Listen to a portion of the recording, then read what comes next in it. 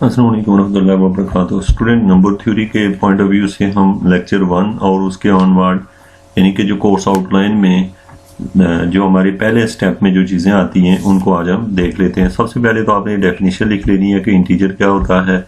तो the number which has no decimal, no रिवन and no under root, तो ऐसा जिसमें हमारे पास डेसिमल ना हो, या फिर आपको पता है जैसे हम कहते हैं कि रिवन मीन टू से बटा और नो अंडर रूट हो, तो ऐसे जो होती हैं उनको हम कहते हैं कि ये क्या है, इंटीजर हैं। उसके बाद नीचे लिखा हुआ है पॉजिटिव इंटीजर। तो पॉजिटिव इंटीजर स्टूडेंट वो होते हैं जिनकी वैल्यू जैसे 1 2 3 इसमें शामिल होते हैं, 0 इंक्लूड नहीं होता, इनको पॉजिटिव इंटीजर कहा जाता है। और पॉजिटिव इंटीजर को दूसरे अल्फाज में नेचुरल नंबर कहा जाता है। फिर नेगेटिव इंटीजर में -1 -2 -3 से ऑनवर्ड जाते हैं, और जो नॉन नेगेटिव इंटीजर होते हैं उनमें 0 भी शामिल होता है, 0 1 2 3 4, इनको हम होल नंबर का नाम भी देते हैं। उसके बाद है नॉन पॉजिटिव इंटीजर का नाम लिया जाए तो इसमें 0 भी शामिल होता है, 0 -1 -2 -3। तो आपको ये पता हो कि नॉन नेगेटिव इंटीजर्स कौन से होते हैं, 0 1 2 3, और नॉन पॉजिटिव इंटीजर्स में ये वैल्यू आती है। उसके बाद नीचे जो है आपके पास है वेल ऑर्डरिंग प्रिंसिपल क्या होता है। वेल ऑर्डरिंग प्रिंसिपल क्या होता है, क्या, तो इसमें हम let S be the non empty set of non negative integer then S contain at least smallest element. तो हम यहाँ पे कह रहे हैं कि वेल ऑर्डरिंग प्रिंसिपल ये होता है कि सपोज मेरे पास कोई सेट है, आप इसी सेट की मिसाल ले लें जो ऊपर आपके सामने मौजूद है। अब मैं कहता हूँ कि ये जो सेट मैंने लिखा है कि ये नॉन एम्प्टी है, नॉन एम्प्टी मीन इसके अंदर कुछ ना कुछ है, सेट है। अब integer then S contain at least smallest element, तो इसके अंदर जो एस है वो कंटेन करता है स्मॉलेस्ट एलिमेंट को। मतलब ये कि इस सेट के अंदर कोई भी एलिमेंट लें, उससे छोटा एलिमेंट मौजूद तो हम कहते हैं कि ये उसका स्मॉलेस्ट एलिमेंट है। उसके बाद नीचे है हमारे पास इवन इंटीजर क्या होते हैं, ऐसे नंबर जैसे हमने यहाँ लिखा है n = 2m, m की जगह आप 1 रखें 2 आएगा, इस तरह का, इसको इवन कहते हैं। और ऑड इंटीजर जो है उनको हम जनरली n = 2m + 1, जो कि आगे जाके आप इनका यूज भी करते हैं। तो ये जनरल हमने लिखा है, जबकि m जो है वो इंटीजर से बिलोंग करता है, यानी m की जगह आप 1 2 3 4 रखें तो ये जो आंसर बनते जाएंगे वो ऑड इंटीजर होंगे। इसको बना के भी आप चेक करें। उसके बाद हमारा टॉपिक है कि डिवीजन एल्गोरिथम। डिवीजन एल्गोरिथम, तो स्टूडेंट डिवीजन एल्गोरिथम क्या होता है। अब आप कहते हैं late a and b any two integers such that b is not equal to 0, then there exists a unique integer q and r such that a is equal to b q plus r। ये जो है इसको हम division algorithm कहते हैं। इसको थोड़ा सा समझ लें, डिवीजन एल्गोरिथम होता क्या है। देखिए आपके पास ये नंबर जैसे 7 है, 7 को आप डिवाइड कर रहे हैं 2 के साथ। जब 2 के साथ डिवाइड करेंगे तो ये ऐसे हो जाएगा 2, तो यहाँ ऊपर इसको मल्टीप्लाई करेंगे हम 3 के साथ, तो नीचे क्या बचेगा हमारे पास, यहाँ 6 आएगा। अब आपने जो वैल्यू बचेगी उसको हम रिमाइंडर कहते हैं, 1 है। अब याद रखें कि ये जो 7 होता है इसको कहते हैं ये डिवाइडेंट है, 2 जो है वो डिवाइजर है, 3 जो है वो कोशेंट है, और 1 जो है वो रिमाइंडर है। तो ये आपको पता हो, मैं फिर रिपीट कर देता हूँ। 7 जो है ये डिवाइडेंट है, यानी डिवाइड होने वाला है। 2 जो है वो डिवाइजर है, यानी डिवाइड करने वाला है। और 3 जो है वो कोशेंट है, यानी बचने वाला है। और 3 जो है वो भी रिमाइंडर है, यानी कोशेंट वो जिसे मल्टीप्लाई किया और जो बचा वो रिमाइंडर है। अब इससे ये पता चला कि देखें आप लिख सकते हैं इसे 7 यानी कि इसका मतलब है 7 मीन डिवाइडेंट इक्वल होता है 2 × 3, 2 × 3 या 3 × 2 लिख लें, जो भी लिखें, 3 और multiply by 3 multiply by 3 multiply by 2, और साथ में यहाँ पे हमने डाला माइनस और फिर हमने लिखा +1। तो अब आप इसको चेक करें तो ये दोबारा 7 बनता है। तो ये फार्मूला होता है हमारे पास कि डिवाइडेंट यानी a इक्वल होगा क्यू बी मीन टू से क्यू मीन कोशेंट यहाँ पे 3 है, और ये जो मैंने लिखा है मल्टीप्लाई डाला है, x नहीं है, ये मल्टीप्लाई बाई 2, 3 2 6 + 1। तो ये जो है ये जो रूल होता है इसको हम कहते होते हैं, ये है डिवीजन एल्गोरिथम। इसको हम कहते हैं क्या, डिवीजन एल्गोरिथम। याद रखें कि डिवीजन एल्गोरिथम में जो नंबर डिवाइड करने वाला होता है, डिवाइजर होता है, वो छोटा होता है, डिवाइडेंड से छोटा होता है। दूसरे नंबर पे याद रखें कि जब आप नंबर को डिवाइड करते हैं तो या रिमाइंडर 0 बचता है या कुछ और बचता है। बाद दफ़ा पूरा डिवाइड हो जाए तो रिमाइंडर 0 आता है। इन दैट केस अगर रिमाइंडर 0 हो जाए तो आर की वैल्यू 0 हो जाती है। अब रिमाइंडर का एक असूल होता है, जो रिमाइंडर होता है जैसे यहाँ पे 1 है, वो हमेशा जो डिवाइजर होता है उससे छोटा होता है। यानी कि देखें 2 जो है वो डिवाइजर है तो रिमाइंडर 2 से कम आया है। अगर आपका डिवाइजर रिमाइंडर सपोज यहाँ 4 आ जाता तो फिर उसको हम फर्दर डिवाइड कर सकते थे। तो ऐसा नंबर जिसको हम फर्दर डिवाइड कर सके वो कभी भी रिमाइंडर नहीं हो सकता। तो ये आपको समझो कि डिवाइजर क्या होता है, डिवाइडेंड क्या होता है, और जो कोशिएंट है और रिमाइंडर है। और रिमाइंडर के ऊपर क्या असूल होता है, रिमाइंडर 0 हो सकता है या जो डिवाइजर होता है उससे छोटा होता है। तो यहाँ पे यही बात लिखी गई है कि जो रिमाइंडर है वो 0 से बड़ा भी हो सकता है और 0 भी हो सकता है। दूसरे नंबर पे याद रखें रिमाइंडर शुड बी पॉजिटिव, यह हमेशा पॉजिटिव होता है, रिमाइंडर कभी नेगेटिव नहीं आता। इसकी बात करें यहाँ पे जैसे 1 आया था। और ये हमने लिखा है less than B mod. B mod mean to say कि बी क्या चीज़ थी, हमने यहाँ पे हमने पढ़ा था जो कि हमारा नंबर है 2 मीन डिवाइजर। यहाँ पे बी शो कर रहा है डिवाइजर को। तो इसका मतलब है कि जो हमारा रिमाइंडर होता है वो 0 हो सकता है या डिवाइजर से कम होता है। अगर डिवाइजर नेगेटिव भी होगा तो उसको पॉजिटिव ही पढ़ेंगे। तो ये था आपका स्टूडेंट के डिवीजन एल्गोरिथम। अब उसके बाद है हमारे पास यहाँ पे फॉर एग्जांपल यहाँ पे A 12 है, B 5 है, तो 12 इक्वल टू 5 प्लस 2, तो ये तो 7। और ये जो इसके लिखने का पैटर्न है मैंने आपको अभी इसको समझा दिया है कि आप इजीली दूसरे पैटर्न से जैसे आपको आदत बनी हुई है वैसे ही इसे सॉल्व करके आप देख सकते हैं कि एक 12 है तो मैंने यहाँ पे रख लिया 12, यहाँ पे रखा 12 और फिर बाहर रख लेता हूँ 5। तो आपको पता है जब मैं 5 रखूँगा तो ये मेरे पास आ जाएगा 5 2s are 10, तो कितना बचेगा पीछे 2 बचेगा। तो आप इसे लिख सकते हैं कि 12 यानी 12 ये इन्होंने कैसे बनाया हुआ है 12 इक्वल टू इसको लिखा जा सकता है 5 इंटू 2 ये 5 into 2 minus plus 5 into 2 plus 2। तो ये जो है ना हमारे पास इसका बना। इसी तरीके से यहाँ एक इन्होंने बनाया हुआ है A को B को, ये इन्होंने ऐसे किया हुआ है, ये इनका निकाला हुआ है इन 2 नंबर्स का। तो आप क्या करें -7 को 36 से डिवाइड करें तो ये डिवीजन एल्गोरिथम से बनेगा। तो ये आपने देखा, इसको हम कहते हैं स्टूडेंट डिवीजन एल्गोरिथम। तो आपको पता हो डिवीजन एल्गोरिथम क्या होता है, ये आप छोटी क्लासों में क्लास 6 या 4 की चीज़ें होती हैं, वहाँ पे बच्चों को बताई जाती हैं लेकिन बताया नहीं जाता कि ये डिवीजन एल्गोरिथम है।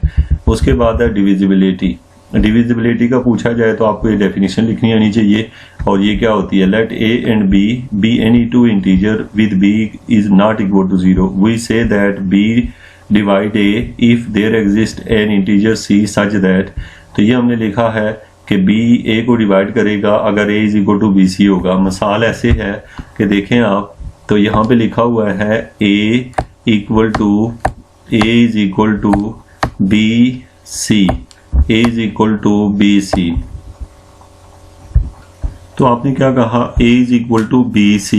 तो आप देखें इसको आप लिख सकते हैं A is equal to BC है अगर, तो आप लिख सकते हैं इसे A ऊपर और B नीचे, और इसको आप लिखेंगे इक्वल टू C।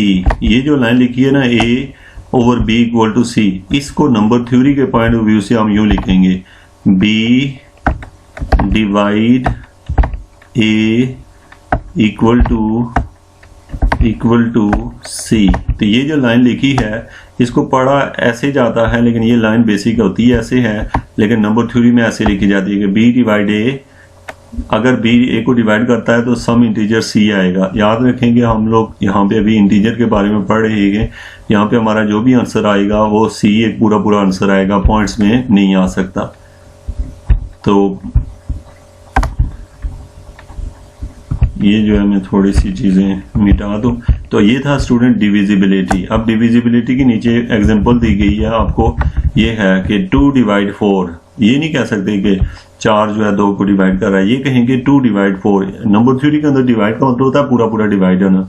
इसी तरीके से a की वैल्यू अगर 6 हो और b की वैल्यू 2 हो तो इसका मतलब है कि 2 डिवाइड 6 मीन b डिवाइड 6। ये नहीं कहेंगे a डिवाइड b, तो ये नहीं कह सकते।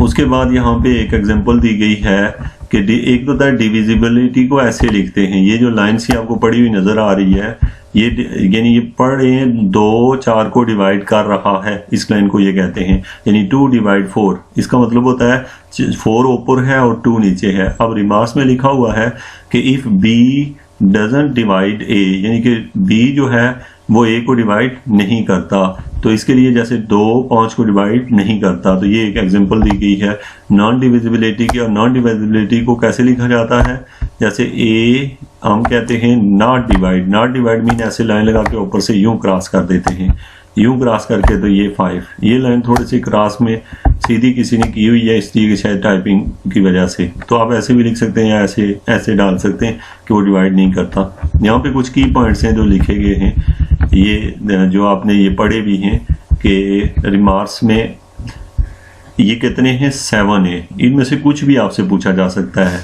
यानी every integer a not equal to 0 divide 0 that is a divide 0, यानी कि हर नंबर 0 को डिवाइड करता है। पहला ये बेसिकली थ्योरम के पार्ट है। 1 डिवाइड एवरी इंटीजर, कि 1 जो है हर इंटीजर को डिवाइड करता है। तो आपको पता है जैसे 1 जो है 2 को भी डिवाइड करता है, 3 को, -5 को, -2, एवरीथिंग। उसके बाद है एवरी थिंग नहीं बल्कि every integer. Every integer divide itself, हर इंटीजर अपने आप को डिवाइड करता है। फिर प्रॉपर्टी नंबर 4 है इफ a डिवाइड b करे और b डिवाइड c करे तो देन a डिवाइड c है। ये बेसिकली थ्योरम्स हैं सारे। फिर उसके बाद है इफ a b को डिवाइड करे देन a b x को भी डिवाइड करेगा। ये वाला आपने नहीं पढ़ा, लेकिन आइंदा इसको याद रखिएगा कि यानी कि हम कहते हैं कि अगर a b को डिवाइड कर रहा है तो b के साथ कोई x कोई इंटीजर मल्टीप्लाई कर दो तो वो उसको भी डिवाइड करेगा। मतलब इसकी मिसाल ऐसे लें कि जैसे मैं कहता हूँ कि यहाँ पे मेरे पास लिखा है 10 को मैं कह रहा हूँ 5 डिवाइड कर रहा है, 10 को 5 डिवाइड कर रहा है, मतलब 10 को 5 से डिवाइड किया जा सकता है। तो अब अगर इसको डिवाइड किया जा सकता है तो आप 10 के साथ जो मर्जी नंबर मल्टीप्लाई कर लें, जो मर्जी नंबर मल्टीप्लाई कर लें, जो मर्जी मीन कोई भी इंटीजर मल्टीप्लाई कर लें। जैसे देखें मैं 10 को 2 से मल्टीप्लाई करूँ 20 भी 5 से डिवाइड होगा। अगर मैं 10 को 3 से मल्टीप्लाई करूँ 30 भी 5 से डिवाइड होगा। तो ये मतलब है कि अगर हम कहें कि अगर a b को डिवाइड कर रहा हो तो फिर लाजमी है कि a bx मीन के जो चीज़ ऊपर होती है उसके साथ जो मर्जी मल्टीप्लाई कर लो वो फिर भी डिवाइड होती रहती है। जो मर्जी मीन यहाँ पे जो मर्जी का मतलब होता है जो कोर्स हम पढ़ रहे हैं इसका मतलब में इंटीजर की ही बात कर रहे होते हैं हम लोग। इसका मतलब ये नहीं कि आप 2.5 से मल्टीप्लाई करना शुरू कर दें या 2.1 से, इस तरह नहीं कर सकते आप। इसी तरीके से नंबर 6 पे है इफ अगर a b को डिवाइड कर रहा हो, अगर a b को डिवाइड कर रहा हो और a c को भी डिवाइड कर रहा हो तो इसका मतलब है कि b a इक्वल होगा bx प्लस cy। अच्छा ये लाइन कैसे बनती है ये आपने प्रूव में देखी होगी। और उसके बाद जो है इफ a डिवाइड b, अगर आपने प्रूव नहीं देखा तो आप दूसरी वीडियो देख लें कि कैसे ये प्रूव किया हुआ है। If a divide b then and b not equal to 0 then mod of a less than equal to mod of b। तो ये आपका प्रूव है कि अगर a b को डिवाइड कर रहा है तो उनके मॉड भी जो है a का मॉड लेस देन होगा b के मॉड से। वो तो आपको पता ही है, जो जो ऊपर वाली वैल्यू होती है वो छोटी होती है और ये वाली नीचे वाली सॉरी ऊपर वाली बड़ी होती है, नीचे वाली छोटी होती है, या फिर दोनों बराबर हो सकती हैं। तो इसलिए ये लाइन लिखी हुई है। उसके बाद स्टूडेंट अभी तक आपने कुछ चीज़ें देख ली हैं जिनमें से अब हम बात करने लगे हैं। हमारे पास है कॉमन डिवाइजर। क्या होता है कॉमन डिवाइजर? नाम से ही पता आपको, यानी दो नंबर्स आपको दिए हुए हों उन दोनों का जो कॉमन डिवाइजर होगा, यानी उन दोनों को डिवाइड करने वाला। जैसे देखें आपको 8 और 12 दिया हुआ है तो 8 और 12 का 4 कॉमन डिवाइजर है। अब बताएं 8 और 12 का और भी कोई कॉमन डिवाइजर हो सकता है, जैसे 2 8 को भी डिवाइड कर रहा है 12 को। तो हर वो नंबर जो दूसरे तमाम नंबर को डिवाइड कर रहा होता है वो उसके कॉमन डिवाइजर कहलाते हैं। कॉमन डिवाइजर कहलाता है। जैसे कि मुझे कोई यहाँ पे 5 नंबर दे देता है, एक मुझे दे देता है 2, एक दे देता है 10, दूसरा दे दे 50 और इसी तरह दे दे 100 दे दे और इसी तरह कुछ नंबर। तो कोई कहे कि इसका कॉमन डिवाइजर बताएं, तो आप कहेंगे इन तमाम का कॉमन डिवाइजर 2 है, क्योंकि 2 को भी डिवाइड कर रहा है 10 को और 50 को भी। तो ऐसी चीज़ों को हम कहते होते हैं कॉमन डिवाइजर। ये आपको लिखना भी आना चाहिए। अब हमारे पास है यहाँ पे जो यहाँ पे लेक्चर बने हैं उस सीरीज़ के लिहाज से आपका लेक्चर नंबर 2 है ये। लेकिन ये कि आप के लिहाज से अभी जो कि मैं दोबारा से ये बता रहा हूँ, ये चीज़ें जो कि कुछ थ्योरम्स आपने पहले पढ़ लिए हैं, अब जो है इनको आपको पता हो कि आपकी नोट्स की तरतीब ये होगी जो यहाँ पे लिखी हुई है। आप इसी तरतीब से नोट्स को फॉलो करेंगे। जहाँ से समझ नहीं आती उसकी डीपली दूसरी वीडियो को भी देख लें और क्वेश्चन जो है वो बनाए। उसके बाद है ग्रेटेस्ट कॉमन डिवाइजर क्या होता है। तो ग्रेटेस्ट कॉमन डिवाइजर वो होता है कि let A and B be any 2 integer at least one of them is non zero. A positive integer d is called greatest common divisor GCD of a and b if d divide a and d divide b। अब greatest common divisor में एक है common divisor. अब देखें मैंने मिसाल दी थी आपको कि देखें यहाँ 4 भी दिया हो और 8 भी दिया हो, तो अब इनके डिवाइजर कौन कौन से हैं। इसका इनके कॉमन डिवाइजर में ये इनके कॉमन डिवाइजर है। मैं यहाँ लिखता हूँ एक 1 इसका कॉमन डिवाइजर है, 2 भी कॉमन डिवाइजर है, 4 भी कॉमन डिवाइजर है। यानी कि 1 भी दोनों नंबर को डिवाइड कर रहा है 4 और 8 को, 2 भी 4 और 8 को डिवाइड कर रहा है और 4 भी कर रहा है। इनमें से जो सबसे बड़ा कॉमन डिवाइजर है उसको हम कहते हैं ग्रेटेस्ट कॉमन डिवाइजर। तो आपको पता है इन तीनों में से 4 सबसे बड़ा कॉमन डिवाइजर है, तो इसको हम कहते हैं GCD ग्रेटेस्ट कॉमन डिवाइजर। तो उम्मीद है कि आप ये समझ गए होंगे कि ग्रेटेस्ट कॉमन डिवाइजर क्या होता है कि अगर हमें 2 कोई नंबर हो कम से कम 2 से ज्यादा हो तो उनका भी ग्रेटेस्ट कॉमन डिवाइजर होता है। तो हमने कहा कि उनके जितने भी कॉमन डिवाइजर होते हैं उनमें से जो सबसे बड़ा होता है उसको ग्रेटेस्ट कॉमन डिवाइजर, जिसे शॉर्टली हम GCD लिखते हैं। इसमें देखें तो हम कहते हैं D divide A and D divide B। तो यहाँ पे हमने यही बात लिखी है। जैसे D मीन के 4 को हमने D कहा है, ये वाला 4 इसका नाम हमने D रख लिया, और ये वाला जो 4 है इसका नाम रखा हुआ है हमने A और इसका नाम रखा हुआ है B। तो हम कह रहे हैं कि ये वाला जो D है इस A को A मीन के ये वाला नंबर और ये जो नंबर है B, तो इसको हम पढ़ते हैं कि ये वाला D 4 को भी डिवाइड कर रहा है और 8 को भी डिवाइड कर रहा है। तो ये था आपका greatest common divisor. For any other common divisor C of A and B then this. तो याद रखें कि अदर जो जैसे कि आपने देखा कि यहाँ बाकी जो है ग्रेटेस्ट कॉमन डिवाइजर जो है वो 4 है और बाकी भी इसके कॉमन डिवाइजर हैं। तो याद रखें कि जो अदर कॉमन डिवाइजर होते हैं उनको कभी भी ग्रेटेस्ट कॉमन डिवाइजर का नाम नहीं देते। उसके बाद है it is also known as highest common factor. याद रखें कि आपने 9th क्लास में 6 में 7 में ये पढ़ते आए हैं। इसी चीज को हाईएस्ट कॉमन फैक्टर कहते होते हैं, यानी ग्रेटेस्ट कॉमन डिवाइजर को हाईएस्ट कॉमन फैक्टर जिसको हम HCF पढ़ा करते हैं वो भी यही चीज होती है। फिर उसके बाद नीचे है कि इसकी नोटेशन क्या है। ये नोटेशन आपको लिखनी आनी चाहिए कि ग्रेटेस्ट कॉमन डिवाइजर को लिखा जाता है यानी A और B का D ग्रेटेस्ट कॉमन डिवाइजर है। तो या फिर आप कह सकते हैं B लिखा हुआ है या A and B GCD of A and B equal to AB equal to this. जैसे मुझे कोई कहता है जैसे 10 और 100 का ग्रेटेस्ट कॉमन डिवाइजर क्या है, कैसे लिखूंगा मैं, तो मैं ऐसे लिखूंगा 10 और 100, फिर उसके बाहर ये ब्रैकेट डाल दूंगा और जो कॉमन डिवाइजर होगा ग्रेटेस्ट कॉमन डिवाइजर होगा इक्वल डाल के दूसरी साइड लिख दूंगा और दूसरी साइड पे क्या लिखूंगा, इसका ग्रेटेस्ट कॉमन डिवाइजर है 10, तो ये मैं यहाँ लिख दूंगा। तो ये लिखने का पैटर्न होता है ग्रेटेस्ट कॉमन डिवाइजर को। यहाँ पे कुछ देखें रिमार्क्स दिए गए हैं। इफ A B को डिवाइड कर रहा है then A B equal to A। For example 2 4 equal to 4।